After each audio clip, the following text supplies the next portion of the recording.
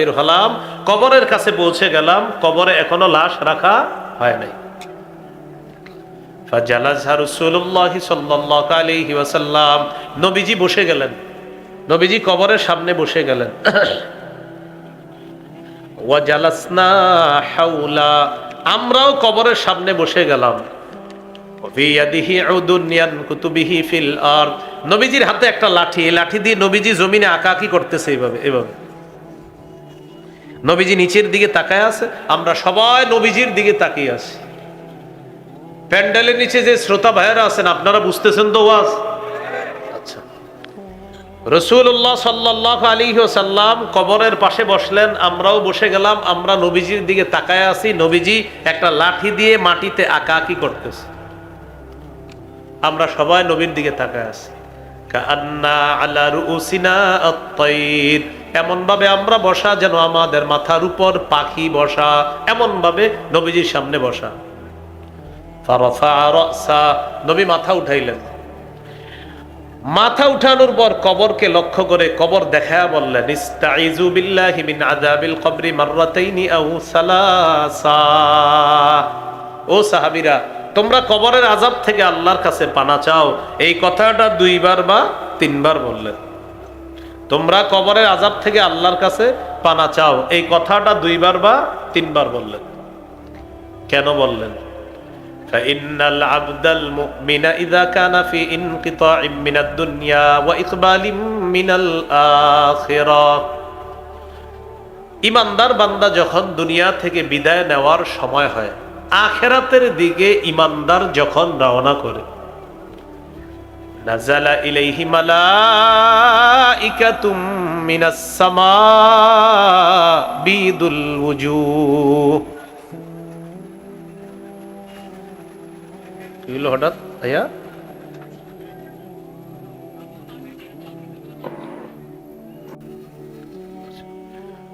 রাসূলুল্লাহ সাল্লাল্লাহু আলাইহি ওয়াসাল্লাম বললেন, ইমানদার বান্দা যখন দুনিয়া থেকে বিদায় নেওয়ার সময় হয়, আখিরাতের দিকে যখন রওনা করে, নাযালা ইলাইহি মালাইকাতুম মিনাস সামা বিদুল ওয়ুজুহ, ইমানদার বান্দার আত্মার স্বাগত জানানোর জন্য সূর্যের মতো সুন্দর চেহারা বিশিষ্ট অসংখ্য অগণিত ফেরেশতা জান্নাতের কাফনের কাপড় আর সুগন্ধি নিয়ে ইমানদার বান্দার আত্মার স্বাগত জানানোর জন্য দলে দলে ফেরেশতারা দুনিয়াতে আসে। হাত্তা ইয়াজলিসু মিনহু মাদ্দা বাসারিহি, ইমানদারের নজর যেই পরিমাণ যায় দৃষ্টির শেষ সীমানা পর্যন্ত, ফেরেশতারা 2টি সারি হয়ে বসে যায়। ইমানদারের সামনে অসংখ্য অগণিত ফেরেশতা 2টা সারি হয়ে তারা বসে যায়, মালাকুল মাউতের অপেক্ষা করে। সুম্মা ইয়াজিউ ইলাইহি মালাকুল মাউত, এরপর মৃত্যুর ফেরেশতা আসে ইমানদারের কাছে। হাত্তা ইয়াজলিসা ইনদা রাসিহি, মৃত্যুর ফেরেশতা আসার পর ইমানদারের মাথার কাছে বসে। ইমানদারের মাথার কাছে বসার পর ইমানদারকে লক্ষ্য করে বলে, আইয়াতুহান নাফসুত তাইয়্যিবা, হে পবিত্র আত্মা, উখরুজি ইলা মাগফিরাতিল্লাহ ওয়া ইলা রিদওয়ানি, হে পবিত্র আত্মা তুমি বের হও, আল্লাহর ক্ষমার দিকে বের হও, আল্লাহর সন্তুষ্টির দিকে বের হও। আল্লাহ তোমাকে ক্ষমা করে দিয়েছেন, আল্লাহ তোমার প্রতি সন্তুষ্ট হয়ে গিয়েছেন, তুমি বের হও। বলেন তো আমার সাথে, হে পবিত্র আত্মা, বলেন বলেন আল্লাহ। মালাকুল মাউত যেন আমাদেরকে এভাবেই সম্বোধন করে মৃত্যুর সময়।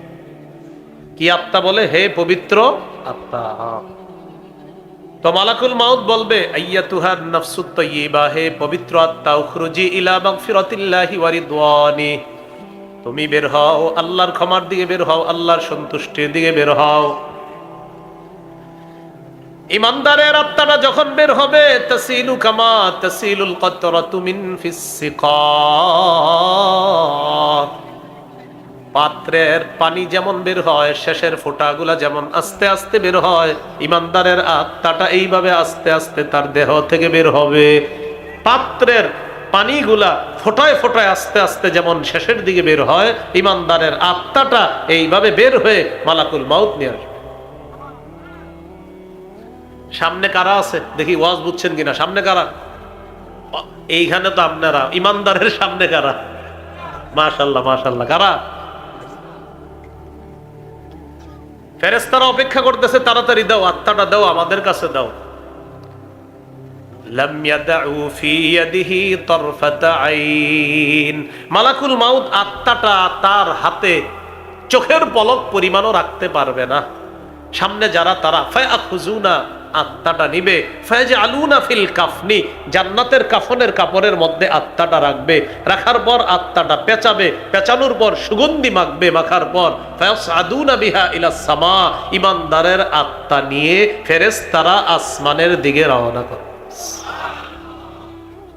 আমার আপনার যেন মরণটা এরকমই হয়। সুগন্ধি মাখার পর কাতিয়া বিরিহিন রিহি মিসকিন ওয়াজিদাত আলা যহরিল আরদ, ইমানদারের আত্মা থেকে এমন সুন্দর সুগন্ধি বের হবে, সারা পৃথিবীটা সুগন্ধময় হয়ে যাবে। ফায়ামুরুনা বিহা আলা মালাইম মিনাল মালাইকা মা হাদিহির রূহুত তাইয়্যিবা। আত্মা বহনকারী ফেরেশতারা যখন যায়, এই ফেরেশতাদেরকে অন্য ফেরেশতারা জিজ্ঞাসা করে, মা হাদিহির রূহুত তাইয়্যিবা, এই পবিত্র আত্মা এটা কি? কার আত্মা? কোথায় নিয়ে যাও? আত্মা বহনকারী ফেরেশতারা জবাব দেয়, ফুলান ইবনু ফুলান, এটা অমুকের সন্তান, অমুকের আত্মা। এই আত্মা নিয়ে আসমানের দিকে আমরা রওনা করলাম। প্রথম আসমানের কাছে যায়, যাওয়ার পর আসমানের দরজা খুলে দেওয়ার অনুমতি চায়। ইমানদারের আত্মা নিয়ে প্রথম আসমানে প্রবেশ করবে, করার পর ফায়ুশাইয়ুহু মিন কুল্লি সামাইন মুকাররিবুহা, যত ফেরেশতাদের সামনে দিয়ে ইমানদারের আত্মাটা নিয়ে যাবে, প্রত্যেকটা ফেরেশতাদের দল স্বাগত জানাতে জানাতে আত্মা পরবর্তী আসমানে পাঠায়া দিবে। এক আসমান, দুই, এইভাবে করতে করতে হাত্তা ইউনতাহা বিলহা ইলাস সামাইস সাবিআ, আত্মাটা সপ্তম আসমানে নিয়ে যাবে। সুবহানাল্লাহ। কার আত্মা? ইমানদারের। বলেন কার আত্মা? সপ্তম আসমানে নিয়ে যাওয়ার পর আল্লাহ তাআলা বলবেন, উকতুবু কিতাবা আবদি ফি ইল্লিয়িন, আমার বান্দার আমল নামা তোমরা ইল্লিয়িনের মধ্যে লিপিবদ্ধ করে দাও। ইল্লিয়িনের মধ্যে আমার বান্দার আমল নামাটা তোমরা লিপিবদ্ধ করে দাও। প্রিয় মুসলমান ভাইয়েরা, যদি আমার আপনার মৃত্যুর পর ইল্লিয়িনের মধ্যে আমল নামাটা খালি লিপিবদ্ধ করানো যায়, বাস জান্নাতের কাগজপত্র রেডি হয়ে গেল। এখন কিছু ধাপ বাকি আছে, শুধু নিয়ম মেনটেন করিয়ে আল্লাহ তাআলা জান্নাত দিয়ে দিবেন। এই জন্য খুব বেশি দোয়া করা, আমি আপনাদের জন্য, আপনারাও আমার জন্য, যেন আমাদের মৃত্যুর পর প্রথম আমল নামাটা ইল্লিয়িনের মধ্যে লিপিবদ্ধ করাইতে পারি। আল্লাহ তৌফিক দান করেন। এবার আমার সাথে তিনটি কথা বলতে হবে। দেহ, আত্মা, আমল নামা। দেহ কবরে, আত্মা সপ্তম আকাশে, আমল নামা ইল্লিয়িনে। এবার আপনারা বলেন, দেহ কোথায়? আত্মা, আমলনামা ইল্লিয়িনের মধ্যে। দেহটা আমরা কবরে রেখে আসলাম, রেখে আসার পর সপ্তম আসমানে হলো আপনার আত্মাটা। আল্লাহ তাআলা ফেরেশতাদেরকে বলবেন, আইদুহু ইলাল আরদ, আমার বান্দার আত্মাটা জমিনের মধ্যে আবার নিয়ে যাও। কবরের মধ্যে তার দেহ আছে, দেহের মধ্যে তার আত্মাটা ফিরিয়ে দিয়ে দাও। তুআদু রূহুহু কামা কানা তুআদু রূহুহু ফি জাসাদিহি কামা কান, ইমানদারের আত্মাটা তার দেহের মধ্যে ফিরিয়ে দেওয়া হবে, যেমন ছিল আত্মা আবার তার দেহের মধ্যে ফিরিয়ে দেওয়া হবে। ফায়াতিয়ানিহি মালাকান, দুইজন ফেরেশতা তার কাছে আসবে। আসার পর ফায়ুজলিসানিহি, তাকে বসাবে। বসানোর পর ফায়াসআলানিহি, তাকে প্রশ্ন করবে, মার রব্বুকা, তোমার রব কে? জবাব দাও। বলেন কে? দিল থেকে। কে? দিল থেকে, আরো জোরে। এক নাম্বার প্রশ্ন, তোমার রব কি? ইমানদার জবাব দিবে রব্বি আল্লাহ, আমার রব হলেন আল্লাহ। দুই নাম্বার প্রশ্ন, মা দিনুকা, তোমার ধর্ম কি? জবাব দিবে দীনিয়াল ইসলাম, আমার দিন হলো ইসলাম। দিন কি? বলেন। জমিনে আসমানে আল্লাহর দিন একটাই, ইসলাম। জমিনে আসমানে দিন কয়টা? নাম কি? ইসলাম। আকীদাতুত তাহাবীতে আছে দীনুল্লাহি ফিল আরদি ওয়াস সামাই ওয়াহিদুন, আসমানে জমিনে দিন একটাই, ইসলাম। সূরা আলী ইমরানের 19 নম্বর আয়াতে আছে ইন্নাদ দীনা ইনদাল্লাহিল ইসলাম, আল্লাহর কাছে একমাত্র দিন হলো ইসলাম। ইবনে তাইমিয়া রাহমাতুল্লাহি আলাইহি বলেন মাল্লাম ইয়াকিররা বাতিনান ওয়া যাহিরান আন্নাল্লাহা লা ইয়াকবালু দীনান সিওয়াল ইসলাম ফালাইসা বিমুসলিমিন। কেউ যদি মুখে অথবা অন্তরে এই কথা স্বীকার না করে যে আল্লাহ তাআলা ইসলাম ছাড়া অন্য কিছু গ্রহণ করবে না, এটা যদি কেউ স্বীকার না করে, স্বীকার করতে হবে। কি স্বীকার করতে হবে? মুখেও বলতে হবে আল্লাহ শুধুমাত্র ইসলাম গ্রহণ করবে, আল্লাহ শুধুমাত্র ইসলামকে দিন হিসাবে গ্রহণ করবে, এটা স্বীকার করতে হবে মুখেও অন্তরেও। কেউ যদি মুখে স্বীকার করে অন্তরে অস্বীকার করে, সে মুসলমান না। ফালাইসা বিমুসলিমিন, সে মুসলমান না। শাইখুল ইসলাম ইবনে তাইমিয়ার ফতোয়া।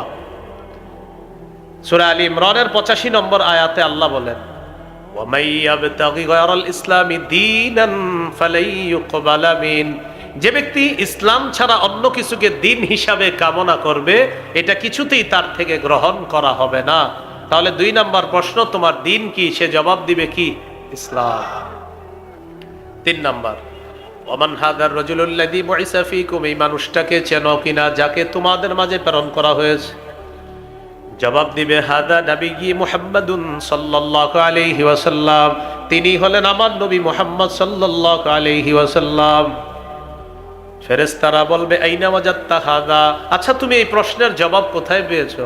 ওই ব্যক্তি জবাব দিবে ক্বরাতু কিতাবাল্লাহ, আমি আল্লাহর কোরআন পড়েছিলাম, সেখান থেকে আলেমদের কাছ থেকে আমি জেনেছিলাম এই 3 প্রশ্নের জবাব। এই প্রশ্নের জবাব জেনে আমি কবরের মধ্যে আসছি। আল্লাহ তাআলা ফেরেশতাদেরকে ডেকে বলবেন আন সাদাকা আব্দি, আমার বান্দা যা বলছে সত্য কথা, আমি আল্লাহ আমার বান্দাকে সত্যায়ন করে দিলাম, আমার বান্দার সব কথা সত্য কথা। এবার আল্লাহ বলবেন আফরিশুহু মিনাল জান্নাহ, আমার বান্দার কবরে জান্নাতের বিছানা বিছায়া দাও। ওয়া আলবিসুহু মিনাল জান্নাহ, তার শরীরে জান্নাতের পোশাক পরায়া দাও। ওয়াফতাহু লাহু বাবান ইলাল জান্নাহ, তার কবর থেকে জান্নাত পর্যন্ত একটা দরজা খুলে দাও। ফায়াতিহা মিন রিহিহা ওয়া তিবিহা, ওই দরজা দিয়ে জান্নাত থেকে অসংখ্য অগণিত নাজ নেয়ামত দেখা যাবে, আর জান্নাতের সুগন্ধি তার কবরে আসতে থাকবে, কবরটা জান্নাতের বাগান হয়ে যাবে। ফায়ুফসাহু লাহু ফি কবরিহি মাদ্দা বাসরিহি, তার কবরের মধ্যে নজর যেই পরিমাণ যাবে চারদিকে, এই পরিমাণ পর্যন্ত কবরটা চারদিকে প্রশস্ত করে দেওয়া হবে। কবরের জগৎটা তার দৃষ্টির শেষ সীমানা পর্যন্ত প্রশস্ত করে দেওয়া হবে। আর ওয়ায়াতানাওয়ারু লাহু, কবর আলোকিত হয়ে যাবে। কবর কি হবে? এই জন্য মোমবাতি টুমবাতি জ্বালানোর দরকার নেই। হ্যাঁ, কি জ্বালানো দরকার নাই? কারণ ইমানের পাওয়ার থাকলে এমনি আলোকিত হবে, আলাদা মোমবাতি জ্বালানোর দরকার নেই। এই হলো ইমানদার বান্দার অবস্থা।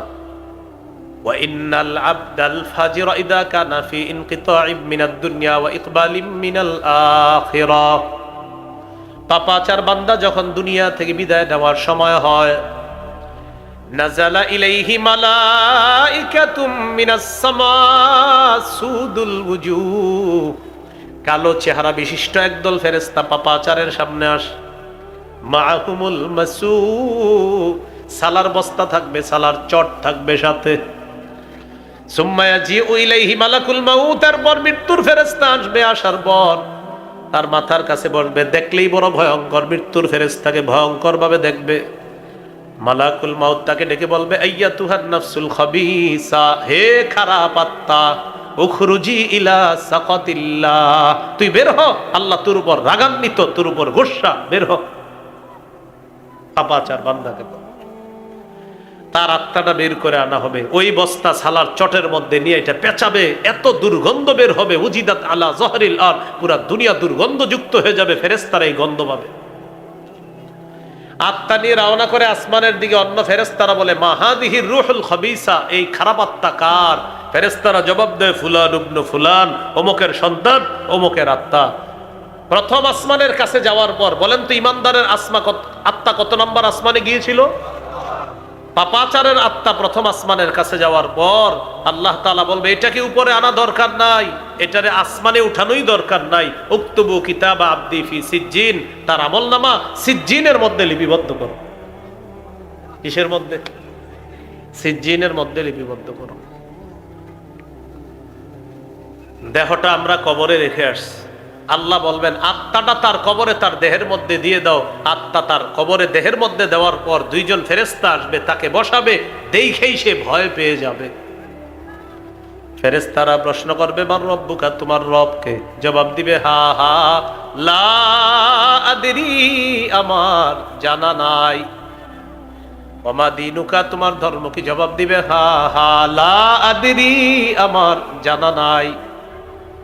তাকে চিনো কিনা যাকে তোমাদের মাঝে প্রেরণ করা হয়েছে? জবাব দিবে হা হা লা আদরি, আমার জানা নাই।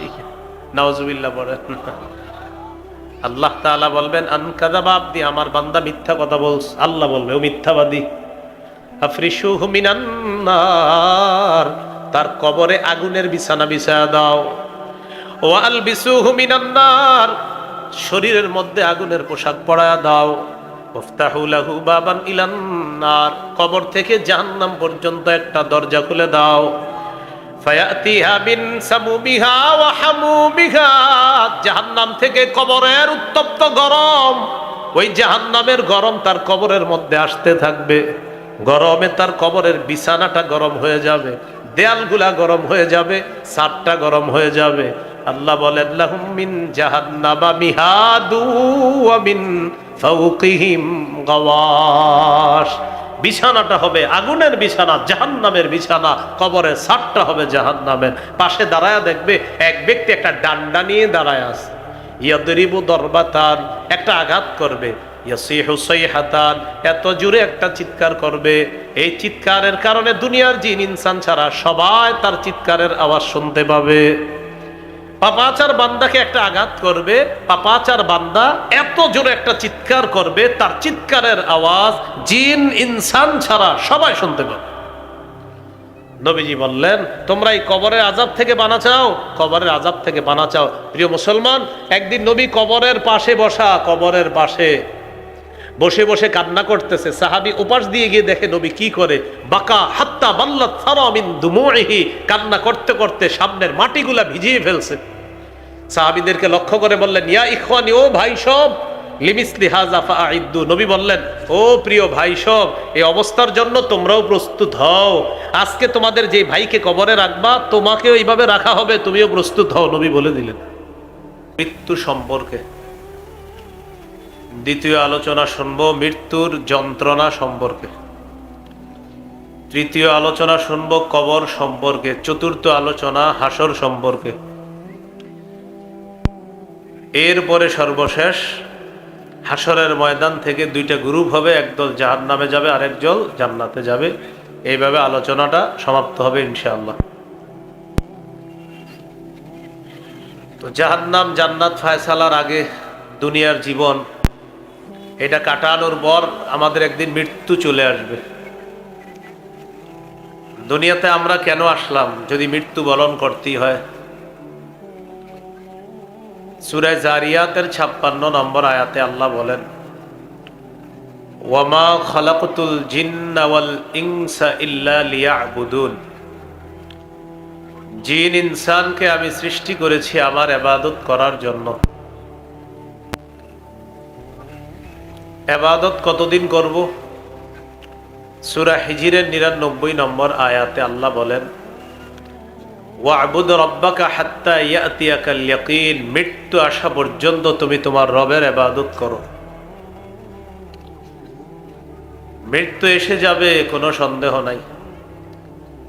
সূরা আনকাবুতের 57 নম্বর আয়াতে আল্লাহ বলেন কুল্লু নাফসিন যায়িকাতুল মাউত, প্রত্যেকটা নফস মৃত্যুর স্বাদ গ্রহণ করবে। সূরা আলী ইমরানের 185 নম্বর আয়াতে আল্লাহ বলেন, কুল্লু নাফসিন যায়িকাতুল মাউত, প্রত্যেকটা নফস মৃত্যুর স্বাদ গ্রহণ করবে। ওয়া ইন্নামা তুওয়াফাউনা উজুরাকুম ইয়াউমাল কিয়ামাহ, কিয়ামতের দিন তোমাদেরকে তোমাদের প্রতিদান পরিপূর্ণভাবে দেওয়া হবে, প্রাপ্য পরিপূর্ণভাবে বুঝিয়ে দেওয়া হবে। ফামান যুহজিহা আনিন নার, যাকে জাহান্নাম থেকে মুক্ত করা হবে, ওয়া উদখিলাল জান্নাহ, এবং জান্নাতে যাকে প্রবেশ করানো হবে, ফাকাদ ফাজ, সে সফলকাম হয়ে যাবে।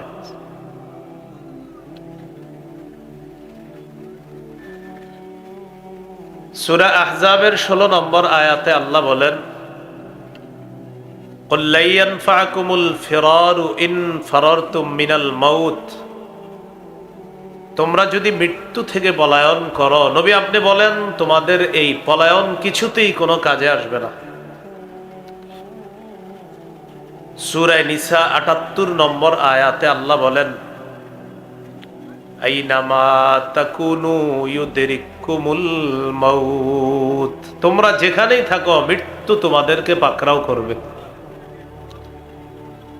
সূরা আরাফের 34, সূরা ইউনূসের 49 নম্বর আয়াতে আল্লাহ বলেন, লিকুল্লি উম্মাতিন আজাল ইযা জাআ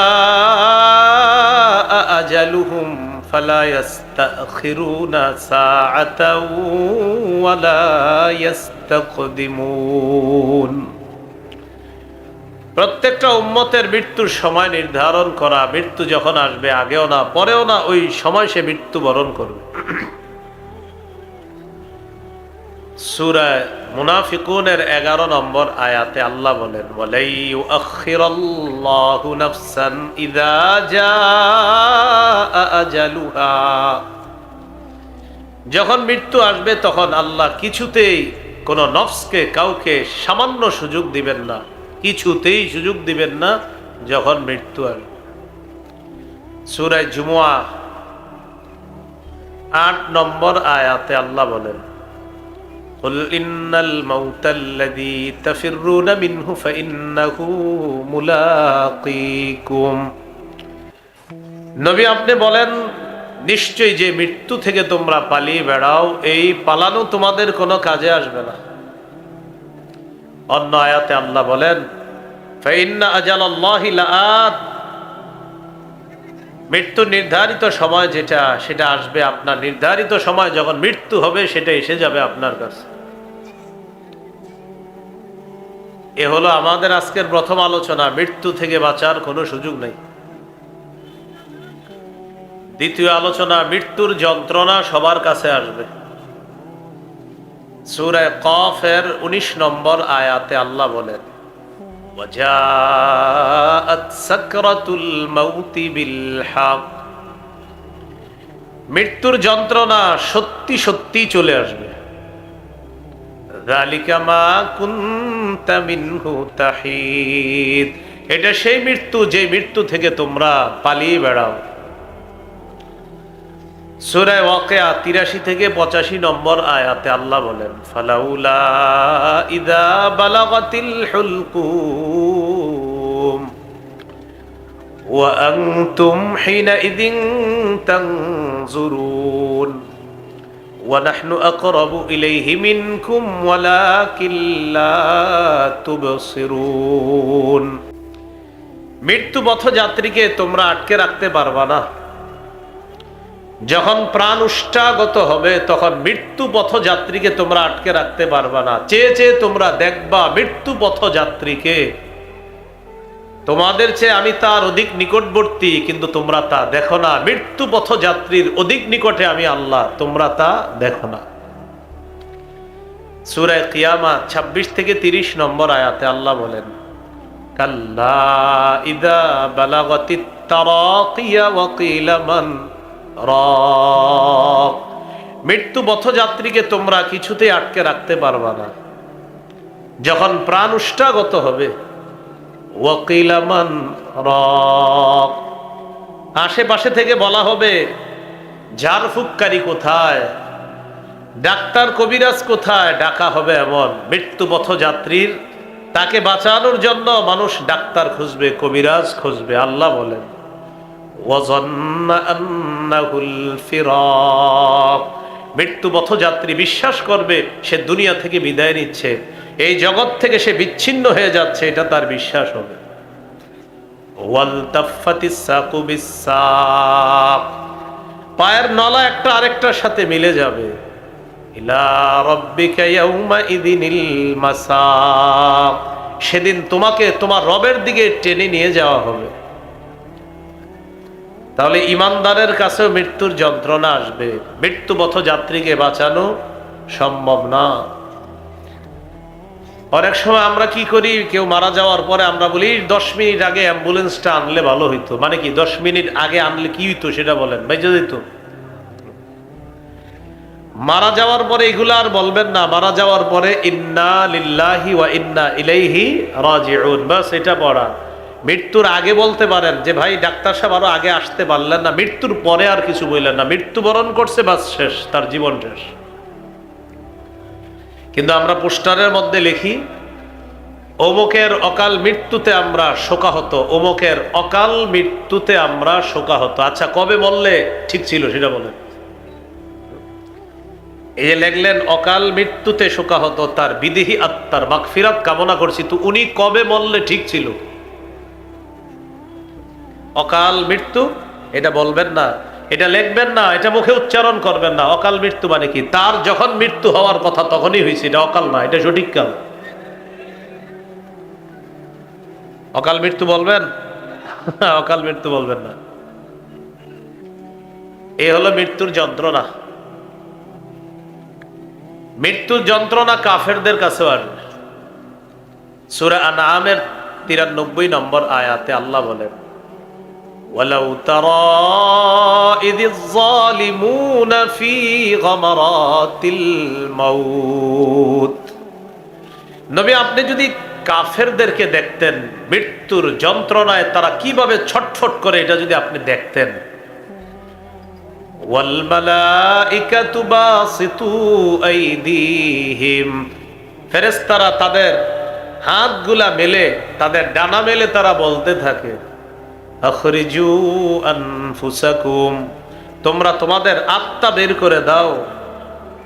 আল-ইয়াউমা তুজজাউনা আযাবাল হুনি বিমা কুনতুম তাকুলুনা আলাল্লাহ গায়রাল হাক্কি ওয়া কুনতুম আন আয়াতিহি তাস্তাকবিরুন।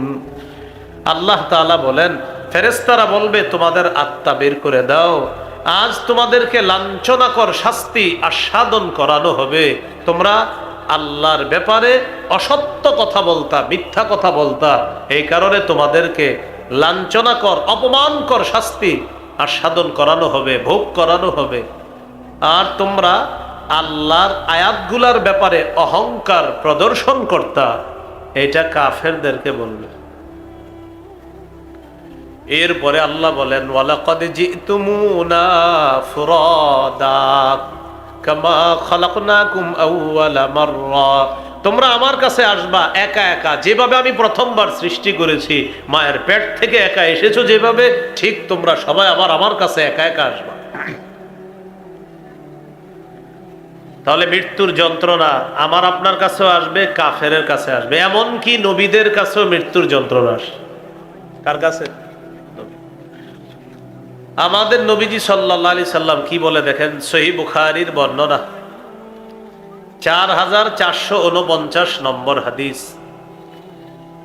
এই হাদিসের বর্ণনাকারী আয়েশা সিদ্দিকা রাদিয়াল্লাহু তাআলা আনহা, তিনি বলেন ইন্না মিন নিআমিল্লাহি আলাইয়া আন্না রাসূলুল্লাহি সাল্লাল্লাহু আলাইহি ওয়াসাল্লাম তুওফিয়া ফি বাইতি وفي يومي وبين سحري ونحري। রাসূলুল্লাহ সাল্লাল্লাহু আলাইহি সাল্লামের স্ত্রী আম্মাজান আয়েশা সিদ্দিকা রাদিয়াল্লাহু তাআলা আনহা বলেন আমার উপর আল্লাহর বিশেষ নিয়ামত যে রাসূলুল্লাহ সাল্লাল্লাহু আলাইহি সাল্লাম আমার ঘরে, আমার দিনে, আমার শরীরে রাসূল সাল্লাল্লাহু আলাইহি সাল্লামের মাথা মোবারক হেলান দেওয়া অবস্থায় ছিল। ওই অবস্থায় নবী আমার ঘরে, আমার দিনে ইন্তেকাল করেছেন। এটা আল্লাহর অনুগ্রহ আমার উপর, আল্লাহর দয়া যে নবী আমার ঘরে, আমার দিনে, আমার সাথে ট্যাগ লাগানো ছিলেন, আল্লাহ রাসূল ইন্তেকাল করছে। আরেকটা কি নিয়ামত, ওয়া আন্নাল্লাহা জামাআ বাইনা রিকি ওয়া রিকিহি ইনদা মাউতিহি। রাসূলুল্লাহ সাল্লাল্লাহু আলাইহি সাল্লামের মৃত্যুর সময় আমার থুতু আর নবীর থুতু মুবারক মেসওয়াকের বরকতে আল্লাহ একত্রিত করে দিচ্ছে। কিভাবে মেসওয়াকের বরকতে একত্রিত হলো খুব মন দিয়ে শোনেন। আম্মা জান বলেন, দাখালা আলাইহি আব্দুর রহমান ইবনু আবি বকরিন সিদ্দিক রাদিয়াল্লাহু তাআলা আনহুমা ওয়া বিয়াদিহি সিওয়াক। আম্মা জান বলেন, আমার ভাই আব্দুর রহমান মেসওয়াক হাতে নিয়ে ঘরে প্রবেশ করলেন। আম্মা জানের ভাই মেসওয়াক হাতে নিয়ে ঘরে প্রবেশ করছে। ওয়া আনা মুসনিদাতুন রাসূলুল্লাহি সাল্লাল্লাহু আলাইহি ওয়াসাল্লাম, এমন অবস্থায় যে আমি আল্লাহ রাসূলকে হেলান দেওয়া অবস্থায় আমার সাথে রেখে দিলাম। আমার ভাই ঘরে ঢুকছে, ভাইয়ের হাতে একটা কি বলেন তো, মেসওয়াক। রাসূলুল্লাহ সাল্লাল্লাহু আলাইহি ওয়াসাল্লাম খালি মেসওয়াকটার দিকে তাকায় বারবার। আমি নবীজিকে বললাম, আখুযুহু লাকা, আমি কি মেসওয়াকটা আপনাকে এনে দিব? ফাশারা বিরাসিহি নাআম, নবী মাথা নাড়িয়ে বললেন, হ্যাঁ মেসওয়াকটা দাও। আমি মেসওয়াকটা নিলাম, নেওয়ার পর মেসওয়াকটা আল্লাহ রাসূল সাল্লাল্লাহু আলাইহি সাল্লামকে দিলাম। ফাশতাদ্দা আলাইহি, নবীজির মেসওয়াক করতে কষ্ট হলো। কেন? মেসওয়াক যে অংশ দিয়ে করে, বলেন ওই অংশ কি শক্ত থাকবে না নরম? নরম। তো আম্মা জান আয়েশা সিদ্দিকা রাদিয়াল্লাহু তাআলা আনহা বলেন, রাসূলুল্লাহ সাল্লাল্লাহু আলাইহি সাল্লামের মেসওয়াক করতে কষ্ট হলো। কেন? মেসওয়াক শক্ত। আমি নবীজিকে বললাম, উলাইয়িনুহু লাকা, আমি কি মেসওয়াকটা আপনাকে নরম করে দিব? মাথা নাড়িয়ে বললেন, হ্যাঁ মেসওয়াকটা নরম করে দাও। খুব বুঝবেন। আম্মাজান বলেন, আমি মেসওয়াকটা নিলাম, লাইয়ানতুহু, মেসওয়াকটা নরম করে দিলাম। তাহলে বুঝেন মেসওয়াক নরম করছে কি দিয়ে? দাঁত দিয়ে। মেসওয়াক নরম করার সময় আম্মাজান আয়েশা সিদ্দিকা রাদিয়াল্লাহু তাআলা আনহার থুতু মেসওয়াকের মধ্যে লাগছে। এবার নবী কি দিলেন? নবী মেসওয়াক করলেন। এবার নবীর থুতু মুবারক মেসওয়াকে লেগেছে। আম্মাজান বলেন, মেসওয়াকের বরকতে আমার থুতু আর নবীর থুতু ইন্তেকালের আগে আল্লাহ এক করে দিয়েছে। এই জন্য মেসওয়াক করবেন সবাই, বলেন ইনশাআল্লাহ। আল্লাহ তৌফিক দান করেন। এরপর রাসূল সাল্লাল্লাহু আলাইহি সাল্লাম কি করলেন? পাশে একটা পানির পাত্র আছে, ওই পাত্রের মধ্যে রাসূল সাল্লাল্লাহু আলাইহি সাল্লাম হাত প্রবেশ করাইলেন। ইয়ামসাহু বিহিমা ওয়াজহা, নবীজি তার চেহারা মুবারক এইভাবে মুছতে লাগলেন আর বলতে লাগলেন, ইন্নালিল মাউতি সাকারাত, আয়েশা মৃত্যুর খুব যন্ত্রণা। নবীজি কি বললেন? মৃত্যুর খুব যন্ত্রণা। নবীজি বলতেছেন, আয়েশা ইন্নালিল মাউতি সাকারাত, মৃত্যুর খুব যন্ত্রণা। নাসাবা ইয়াদা, হাত উপরে উঠাইলেন, লা ইলাহা ইল্লাল্লাহ। রাসূলুল্লাহ সাল্লাল্লাহু আলাইহি সাল্লাম লা ইলাহা ইল্লাল্লাহ পড়লেন, হাত উপরে উঠায় বললেন, আল্লাহুম্মা ফির রাফিকিল আ'লা। এটা বললেন, শ্রেষ্ঠ বন্ধু, সর্বশ্রেষ্ঠ বন্ধুর সান্নিধ্যে আমি চলে যেতে চাই। এটা এইভাবে হাত উঠিয়ে বললেন। ফামালাত ইয়াদুহু, আস্তে হাতটা জমিনে পড়ে গেল। আম্মাজান বুঝতে পারলেন আল্লাহ রাসূল দুনিয়া থেকে বিদায় নিচ্ছে। আপনাদেরকে আমার এই জায়গায় যেটা শোনানোর উদ্দেশ্য সেটা হলো, নবীও কি বললেন? মৃত্যুর কি আছে ভাই? যন্ত্রণা। ইন্নালিল মাউতি সাকারাত, মৃত্যুর যন্ত্রণা। নবীজি সাল্লাল্লাহু আলাইহি সাল্লামের মৃত্যুর ব্যাপারে যেটা বললাম, এটা হলো বিশুদ্ধ বর্ণনা, সহিহ বুখারীর। কি বর্ণনা ভাই? বিশুদ্ধ। রাসূল সাল্লাল্লাহু আলাইহি সাল্লামের মৃত্যুর ব্যাপারে যে কথাটা বললাম, এটা হলো নবীজির ব্যাপারে বিশুদ্ধ বর্ণনা। নবীর মৃত্যুর ব্যাপারে আমাদের সমাজে অসতর্কতার কারণে কিছু অশুদ্ধ বর্ণনা, অসতর্কতামূলক এরকম মাইকে হয়তো বের হয়ে গিয়েছে, আর শ্রোতারাও এটা অসাবধানতাবশত এটা গ্রহণ করে নিয়েছে। বাকি এটা আমি কাউকে দোষারোপ করি না। হয়তো কোনো বইয়ের মধ্যে এরকম ঘটনাটা লেখা ছিল, ওই লেখাটা পড়ার পর হয়তো কোনো আলোচক মাইকের সামনে বসে এটা বলে ফেলেছে, আর আপনারাও এটা গ্রহণ করেছেন, কিন্তু টোটাল বিষয়টা অশুদ্ধ। এরকম একটা অশুদ্ধ বর্ণনা আপনারা মুখস্থ আছে আমি জানি, একটু বলি, বলার পর আপনাদের মনে আসবে হ্যাঁ হুজুর এটা শুনছি তো। যেমন নবীজির ইন্তেকালের সময় মালাকুল মাউত আইসা নবীর কাছে অনুমতি চেয়েছে, এরকম কথা শুনছেন না? আচ্ছা, মালাকুল মাউত নবীজির কাছে এসে অনুমতি চেয়েছে, একজন গ্রাম্য ব্যক্তির রূপ ধারণ করে আসছে, আর এটা খুব সুন্দরভাবে আপনার বলা হয়, মাইকেও বলা হয়েছে, লম্বা হিস্টোরি, কিন্তু আমি পুরোটা বলতেও পারবো না। টোটাল বর্ণনাটা জাল বর্ণনা, যে এক গ্রাম্য ব্যক্তির রূপ ধারণ করে মালাকুল মাউত আসছে আর নবীর কাছে অনুমতি চেয়েছে, এই বর্ণনা পুরাটা কি জাল। হ্যাঁ জাল, আমি বললাম তো, অসাবধানতা বশত এখান থেকেও বের হয়েছে, আর অসতর্কতার কারণে আমরাও গ্রহণ করে ফেলেছি। আব্দুল মুনিম ইবনে ইদ্রিস নামে এক ব্যক্তি এই জাল বর্ণনাটা দুনিয়াতে ছড়িয়ে দিয়েছে।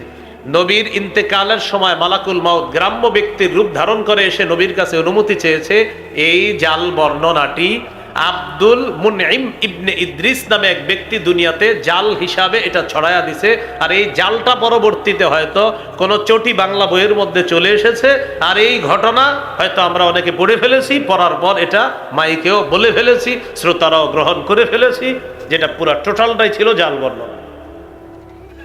তাহলে এই বর্ণনা এটা জাল। আর আমি যেটা শোনাইলাম বুখারীর বর্ণনা, এটা বিশুদ্ধ বর্ণনা। আরেকটা বর্ণনা আপনারা শুনছেন, সেটা হলো মালাকুল মাউত মুসা আলাইহিস সালামের কাছে আসার পর তিনি একটা থাপ্পড় দিয়েছে, এটা শুনছেন কিনা? এটা সঠিক, এটা কি সঠিক? এটা বুখারীতে আছে, মালাকুল মাউত মুসা নবীর কাছে আসছে, মুসা নবী থাপ্পড় দিয়েছে, এটা সঠিক। এখন ঘটনা হলো কি জানেন, মুসা নবীর এই হিস্টোরি বলতে গিয়ে ওই নবী, আমাদের নবীর নামে আবার ওই গ্রাম্য ব্যক্তির রূপ ধারণ করছে, ওই বানানোটা বলে ফেলি। মুসা নবী মালাকুল মাউতকে থাপ্পড় দিছে, এটা বিশুদ্ধ। এটার সাথে আবার আমরা কি করি, ওইটাও বলে ফেলি যে আমাদের নবীর কাছেও মালাকুল মাউত আসছে, গ্রাম্য ব্যক্তির রূপ ধরছে, অনুমতি চাইলেন, এটা হলো জাল বর্ণনা। আর মুসা নবী যেটা থাপ্পড় দিছে এটা বিশুদ্ধ বর্ণনা। মৃত্যুকে কেন্দ্র করে আরেকটা ভিত্তিহীন বর্ণনা আপনারা শুনে থাকবেন, শুনেছেন হয়তো। ফাতেমা রাদিয়াল্লাহু তাআলা আনহা ইন্তেকালের পর তাকে কবরে রাখা হলো। রাখার পর আবু যর গিফারি রাদিয়াল্লাহু তাআলা কবরের সাথে কথা বলছে, শুনছেন এরকম আপনারা? কবরকে বলছে, কবর তুমি কি জানো কাকে রেখে গেলাম? শুনছেন কিনা?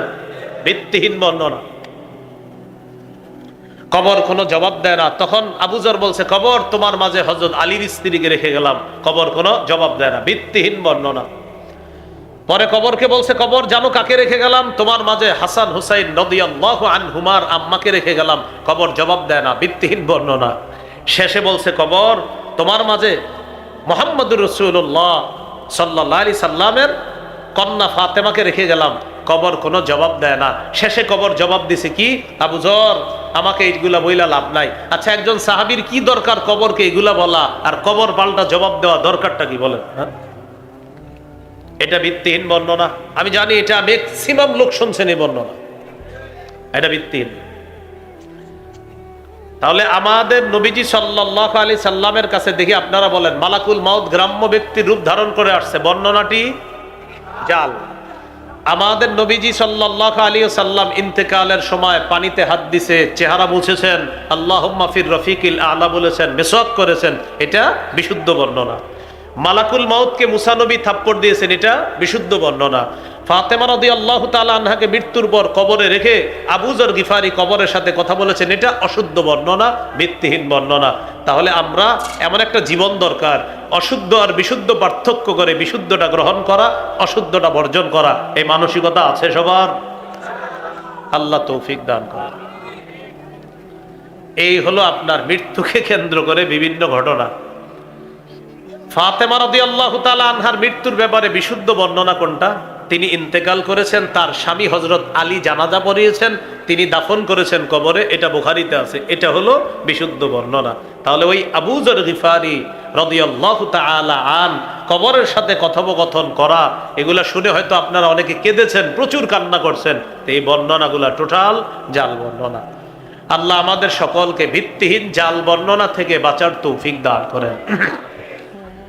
তাহলে মৃত্যু এক নাম্বার আলোচনা গেল। দুই নাম্বার, মৃত্যুর যন্ত্রণা গেল। এলো আজকে 3 নাম্বার আলোচনা, মনে আসেনি? মৃত্যু, মৃত্যুর যন্ত্রণা, কবর। 4 নাম্বার হাসর, কেয়ামতের ময়দান আল্লাহ কায়েম করবেন, সুনির্ধারিত কেয়ামতের ময়দান। সূরা নাবা 17 নম্বর আয়াতে আছে, ইন্না ইয়াউমাল ফাসলি কানা মিকাতা। কিয়ামতের ময়দানটা সুনির্ধারিত, বিচার দিবস সুনির্ধারিত। সূরা হুদের 104 নম্বর আয়াতে আছে, ওমা নুআখিরুহু ইল্লা লিআজালিম মা'দুদ। আমি কিয়ামতের দিবসটাকে মুলতবি করে রেখে দিলাম, কিয়ামত আল্লাহ সময় মতো ঘটিয়ে দিবেন। সেদিন আল্লাহ ওজনের পাল্লা স্থাপন করবেন। আল্লাহ তাআলা বলেন, ওয়ানাদউল মাওয়াজিনাল কিসত লিয়াউমিল কিয়ামা ফালা তুযলামু নাফসুন শাইআ। আল্লাহ তাআলা বলেন, কিয়ামতের দিন আমি ইনসাফের দাঁড়িপাল্লা স্থাপন করব। সূরা আম্বিয়াতে আল্লাহ বলেন, কিয়ামতের দিন আমি ইনসাফের দাঁড়িপাল্লা স্থাপন করব। ফালা তুযলামু নাফসুন শাইআ, কারো উপর সামান্য জুলুম করা হবে না, কারো উপর সামান্য পরিমাণ জুলুম করা হবে না। কিয়ামতের ময়দানে আমি আল্লাহ ইনসাফের দাঁড়িপাল্লা স্থাপন করব। ওয়ানাদউল মাওয়াজিনাল কিসত লিয়াউমিল কিয়ামা ফালা তুযলামু নাফসুন শাইআ। কিয়ামতের ময়দানে আমি আল্লাহ ইনসাফের দাঁড়িপাল্লা স্থাপন করব। ফালা তুযলামু নাফসুন শাইআ, কাউকে সামান্য পরিমাণ জুলুম করা হবে না। কিসের পাল্লা বলেন? হ্যাঁ, ইনসাফ, ইনসাফের পাল্লা আল্লাহ স্থাপন করবেন। এই ওজনের পাল্লায় আল্লাহ তাআলা কি করবেন? ওজনের পাল্লায় আল্লাহ তাআলা মানুষের আমল ওজন করবেন, অথবা আমল নামা আল্লাহ ওজন করবেন। করার পর কারো আমল দিবেন, আমল নামা দিবেন ডান হাতে, কারো বাম হাতে। ডান হাতে যাদের আমল নামা দেওয়া হবে তারা সৌভাগ্যবান, বাম হাতে যাদের আমল নামা দেওয়া হবে তারা হতভাগা। আল্লাহ তাআলা বলেন, ফামিনহুম শাকিয়্যু ওয়া সাঈদ, তাদের একদল হবে হতভাগা আর একদল হবে সৌভাগ্যবান। ফাআম্মাল্লাযীনা শাকু ফাফিন্নার, যারা হতভাগা তারা জাহান্নামে থাকবে। বলি নাউযুবিল্লাহ। বলেন, হতভাগারা কোথায় থাকবে? জাহান্নামে। এই হলো কিয়ামতের ময়দানের হালাত। সর্বশেষ আলোচনা 5 নাম্বার, জাহান্নামে থাকবে কারা? বলেন, হতভাগারা কারা? তাদের ব্যাপারে সূরা নাবার 21 নম্বর আয়াত থেকে আল্লাহ বলেন, ইন্না জাহান্নামা কানাত মিরসাদা, জাহান্নাম ওত পেতে আছে, লিত্তাগিনা মাআবা, যারা নাফরমান তাদের ঠিকানা হিসাবে জাহান্নাম ওত পেতে আছে। লাবিসিনা ফিহা আহকাবা, তারা সেথায় যুগের পর যুগ কাটিয়ে দিবে।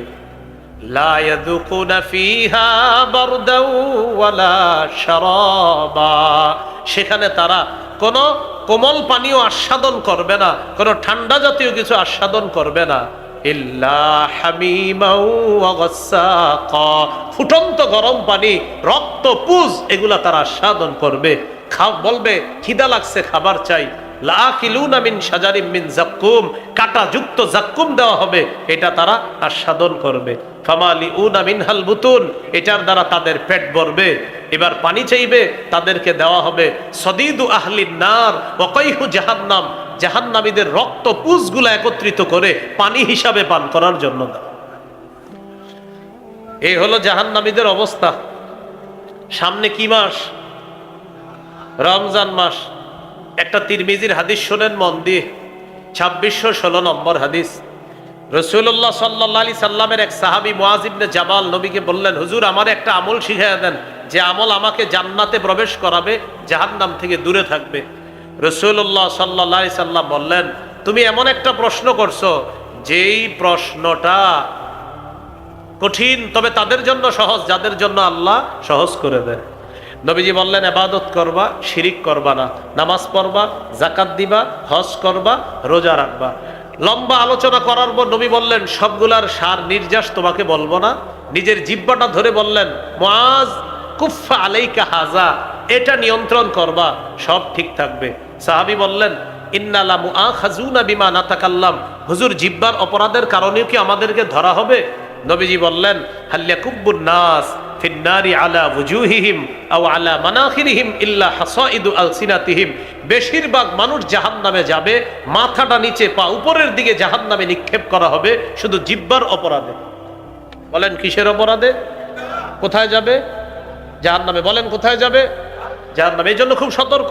আমরা যারা এই মাইকে কথা বলি, মাইকে যেন উল্টা পাল্টা কথা আমাদের মুখ থেকে না আসে। সাবধান, এই জিহ্বা কিন্তু জাহান্নামে নিবে, খুব সাবধান। এখানে জাতির এক একটা মিনিট প্রত্যেকের কাছে আমানতে, আমানতের খেয়ানত করা যাবে না। কোনো অযথা কথা মাইকে বলা যাবে না, পুরা কথাই বলতে হবে কোরআন সুন্নাহর কথা, না হলে জাতির এই টাইম নষ্ট করার জন্য আল্লাহর কাছে জবাবদিহিতা করতে হবে। তাহলে জিহ্বা বেশিরভাগ মানুষকে কোথায় নিবে? জাহান্নামে। হ্যাঁ, তিরমিজির হাদিস 2406 নম্বর হাদিস, 2406। এই হাদিসের মধ্যে আছে, এক সাহাবী নবীজিকে বললেন, মান নাজাত, হুজুর মুক্তির উপায় কি? নবী বললেন, মুক্তির উপায় তিনটা। এক নাম্বার, আমসিক আলাইকা লিসানাক, জিহ্বা নিয়ন্ত্রণ করবা। দুই নাম্বার, আল্লিয়াসাকা বাইতুক, তোমার ঘর যেন তোমার জন্য প্রশস্ত হয়, মানে ঘরে থাকবা, না হয় কাজে থাকবা, আড্ডাবাজি করবা না। কিছু মানুষ বাসায় যাওয়ার কথা 6টায়, রাত 10টা বেজে গেছে বাসায় যায় না। স্ত্রী ফোন দেয়, আপনি কোথায়? কয় আসি, বন্ধুদের সাথে আড্ডাবাজি করতেছি। না, আপনি বাসায় চলে যেতে হবে। বাসা যেন আপনার থাকার জায়গা হয়। আপনি চিন্তা করে দেখেন, আপনার মা বাবা স্ত্রীর সামনে যে গুনাহগুলা করতে পারেন না, এগুলা বাহিরে হয়ে যায় আপনার দ্বারা, কিন্তু তাদের সামনে এই গুনাহ করতে পারবে না। বুঝা গেল, তাদের সামনে থাকাটা আপনি নিরাপদ থাকা, গুনাহমুক্ত থাকা। 3 নাম্বার, ওয়াবকি আলা খাতিআতি, গুনাহের জন্য তুমি কান্নাকাটি করবা। গুনাহের জন্য কি করবা? কান্নাকাটি করবা। রাসূলুল্লাহ সাল্লাল্লাহু আলাইহি সাল্লাম বলেন, আস-সাওমু জুন্নাহ, রোজা হলো জাহান্নাম থেকে বাঁচার ঢাল, যতক্ষণ এই রোজাটাকে ছিদ্র না করা হবে। সাহাবীরা বললেন, হুজুর রোজা ছিদ্র হয় কিভাবে? নবী বললেন, 2টি অপরাধে রোজা নামক ঢাল ছিদ্র হয়। কয় অপরাধে রোজা নামক ঢাল ছিদ্র হয়? 1 নাম্বার মিথ্যা কথা, 2 নাম্বার গীবত।